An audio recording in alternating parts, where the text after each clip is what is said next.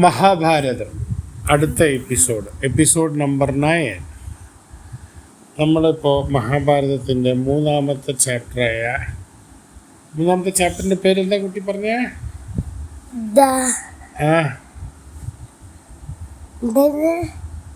എന്തായിരുന്നു എന്നല്ല പറഞ്ഞേ.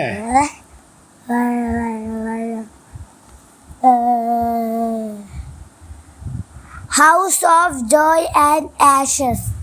House of joy and Ashes.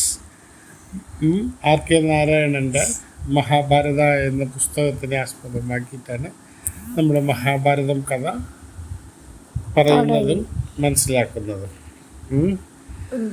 അപ്പം നമ്മൾ ഇന്നലെ പറഞ്ഞ കഥ അനുസരിച്ചിട്ട് ധൃതരാഷ്ട്ര 100 മക്കളുണ്ട്. ധൃതരാഷ്ട്രക്ക് പാണ്ഡുവിൻ്റെ മൂത്ത മകനാണ് യുധിഷ്ഠിരനെ രാജാവാക്കാൻ ധൃതരാഷ്ട്രർ ആദ്യം നിർദ്ദേശിക്കുന്നു. പിന്നെ അതിൽ നിന്ന് പിന്മാറുന്നു. എന്നിട്ട് മന്ത്രിയുമായിട്ട് സംസാരിക്കുന്നിടത്താണ് നമ്മൾ നിർത്തിയത്. ഇന്നലെ നമ്മൾ മൂന്നാമത്തെ ചാപ്റ്റർ, അതായത് ഹൗസ് ഓഫ് ജോയ് ആൻഡ് ആഷസിൻ്റെ ഫസ്റ്റ് സെഷൻ കഴിഞ്ഞു. ഇത് രണ്ടാമത്തെ സെഷനാണ്. ആദ്യത്തേൽ നമ്മൾ ജസ്റ്റ് തുടങ്ങി വെച്ചിട്ടേ ഉള്ളൂ. അപ്പോൾ ആദ്യം ഇങ്ങനെ ധൃതരാഷ്ട്ര യുധിഷ്ഠിരനെ രാജാവാക്കാൻ തീരുമാനം പ്രഖ്യാപിക്കുകയും ചെയ്തു. എന്നിട്ട് പെട്ടെന്ന് പിൻവലിച്ചു. എന്തുകൊണ്ടാ പിൻവലിച്ചേ? ധൃതരാഷ്ട്ര പാണ്ഡുവിന്റെ മകനല്ലേ, സ്വന്തമായിട്ട് 100 മക്കളുണ്ടല്ലോ. അപ്പൊ എൻ്റെ മക്കളാണോ അതോ പാണ്ഡുവിന്റെ മക്കളാണോ കേമന്മാര്, ആരാണ് കൂടുതൽ ഭരിക്കാൻ യോഗ്യര് എന്നുള്ളതാണ് ചർച്ച നടന്നുകൊണ്ടിരുന്നത്. അപ്പൊ യോഗ്യതയുടെ കാര്യം നോക്കുമ്പോൾ പാണ്ഡുവിന്റെ മക്കളാണ്. പക്ഷേ എനിക്ക് എൻ്റെ മക്കളല്ലേ രാജാവായി കാണേണ്ട ആഗ്രഹമുള്ളൂ. ഒരു രാജാവിന്റെ മകൻ സ്വന്തം മകനല്ലേ രാജാവാക്കാൻ പറ്റുള്ളൂ എന്ന് ധൃതരാഷ്ട്രം ഇങ്ങനെ ആലോചിച്ചു. ഇങ്ങനെ മന്ത്രിയോട് ചോദിച്ചു. ഒരു മന്ത്രിനെ വിളിച്ച് മുഖ്യമന്ത്രിനെ വിളിച്ചിട്ട് മുഖ്യമന്ത്രിയുമായിട്ട് ധൃതരാഷ്ട്രം ചർച്ച ചെയ്യുമ്പോൾ പറയാണ്, നിങ്ങൾ ശ്രദ്ധിച്ചോ, പാണ്ഡുവിൻ്റെ മക്കള് വളരെ കേമന്മാരും പ്രഗത്ഭരും ബാക്കിയുള്ള എല്ലാവരെക്കാട്ടിലും പ്രഗത്ഭരും കേമന്മാരും ആയിക്കൊണ്ട് വരുന്നുണ്ടല്ലോ. അതിനെക്കുറിച്ച് എനിക്ക് അത്രയ്ക്ക് വലിയ സന്തോഷമില്ല. കാരണം എന്താണെന്ന് വെച്ച് കഴിഞ്ഞാൽ എൻ്റെ മക്കളെയും എൻ്റെ അനിയൻ്റെ മക്കളെയും, അനിയനാണ് പാണ്ഡുവിൻ്റെ മക്കളെയും ഞാൻ ഒരുപോലെയാണ് കണ്ടിരുന്നത്. പക്ഷെ ആ കുട്ടികൾ എല്ലാവരെക്കാട്ടിലും മിടുക്കന്മാരായി. നിങ്ങളുടെ മനസ്സിൽ എന്താ തോന്നണത് എന്ന് ചോദിക്കുകയാണ് മന്ത്രിയോട്. അപ്പോൾ മന്ത്രി പറയണ, എനിക്ക് മനസ്സിലായി താങ്കളുടെ വികാരം എന്താണെന്ന്. ഈ കാര്യത്തെക്കുറിച്ച് ഞാനും ആലോചിച്ചുകൊണ്ടിരിക്കുകയായിരുന്നു. ഈ രാജ്യം ആരാണ് ഇനി ഭരിക്കേണ്ടതെന്നുള്ളതിനെ കുറിച്ച് ഞാനും ആലോചിച്ചുകൊണ്ടിരിക്കുകയാണ്. അപ്പോൾ ഒരു രാജാവ് എങ്ങനെ തന്നെ സുരക്ഷിതമാക്കണം, തൻ്റെ ശത്രുക്കളിൽ നിന്ന് എങ്ങനെ സുരക്ഷിതമാക്കണം എന്നുള്ളതിനെക്കുറിച്ച് ഞാൻ കാര്യമായിട്ട് പഠിച്ചുകൊണ്ടിരിക്കുകയായിരുന്നു. മഹാരാജാവേ, നിങ്ങളുടെ പല്ലുകൾ എപ്പോഴും ഷാർപ്പായിരിക്കണം. നിങ്ങളെ ആരെങ്കിലും എങ്ങനെയെങ്കിലും കടിക്കാൻ വന്നാൽ നിങ്ങളിൽ നിന്ന് രക്ഷിക്കപ്പെടേണ്ടവരാണ്. നിങ്ങളെ സംരക്ഷിക്കണം, നിങ്ങളെ രാജ്യത്തിനെ സംരക്ഷിക്കുകയും വേണം. നിങ്ങൾക്കൊരു കാര്യം മനസ്സിലാക്കാനുള്ളത്, നിങ്ങൾ ഒരു വഞ്ചനയെ പേടിച്ച് നിങ്ങൾ ജീവിക്കാൻ പാടില്ല. നിങ്ങൾക്ക് വിശ്വസ്തരായവരെ മാത്രമേ നിങ്ങൾക്ക് അടുത്ത രാജാവായിട്ട് എടുക്കാൻ പാടുള്ളൂ. അതിനകത്ത് നമുക്ക് പ്രത്യേകിച്ച് ബന്ധമോ വേറൊന്നും കാണിക്കണമെന്നില്ല. ഞാൻ പറഞ്ഞതിൽ തെറ്റുണ്ടെങ്കിൽ മാപ്പാക്കണം. പക്ഷെ നിങ്ങൾക്ക് ആരാണ് ഏറ്റവും കഴിവുള്ളവർ, ഈ രാജ്യത്തിൻ്റെ ഏറ്റവും നല്ലത് എന്താണ്,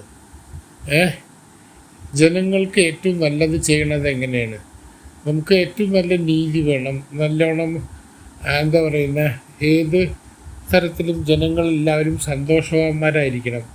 അങ്ങനെയുള്ള ഒരാളെയാണ് നമ്മളെപ്പോഴും തിരഞ്ഞെടുക്കേണ്ടത്. ഇതാരാ പറയുന്ന? മുഖ്യമന്ത്രിയും രാജാവും തമ്മിലുള്ള സംഭാഷണമാണ് ഞാൻ പറഞ്ഞുകൊണ്ടിരിക്കുന്നത് കേട്ടോ. അപ്പോൾ ഞാൻ പറഞ്ഞതിൽ വല്ല തെറ്റുണ്ടെങ്കിൽ എന്നോട് ക്ഷമിക്കണമെന്ന് മുഖ്യമന്ത്രി പറയാണ്. എന്നിട്ട് മുഖ്യമന്ത്രി രാജാവിന് ഉപദേശം കൊടുക്കണം. മന്ത്രിമാരുടെ പ്രധാന പരിപാടി എന്തറിയോ? ഈ മന്ത്രിമാരെല്ലാവരും രാജാവിന് ഉപദേശം കൊടുക്കുകയാണ്.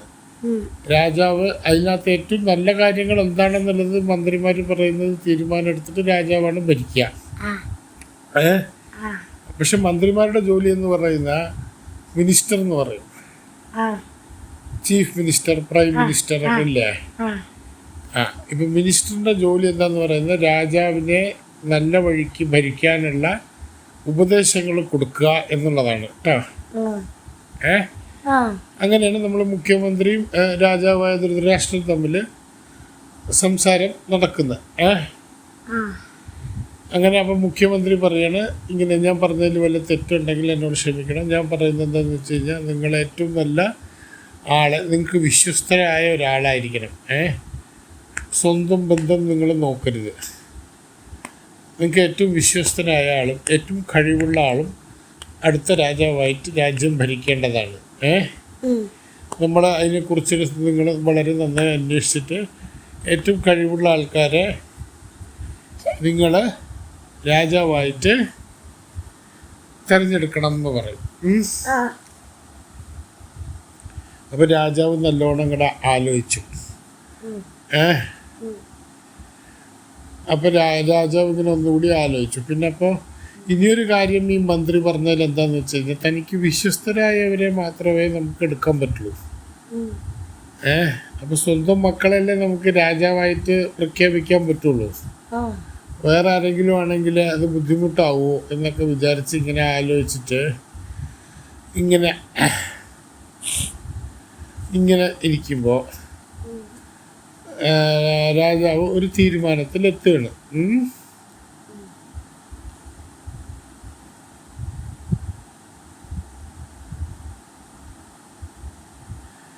ഇപ്പോൾ ദുര്യോധനനെ രാജാവായി പ്രഖ്യാപിച്ചു കഴിഞ്ഞാൽ ദുര്യോധനനെ എതിർക്കാൻ ആരൊക്കെയുള്ള പാണ്ഡുവിൻ്റെ മക്കളില്ലേ, പാണ്ഡുവിൻ്റെ മക്കൾ പറയില്ലേ യുധിഷ്ഠിരനല്ലേ രാജാവാകേണ്ട, എങ്ങനെ ദുര്യോധനനെ നിങ്ങൾ രാജാവാക്കി എന്നുള്ളത്.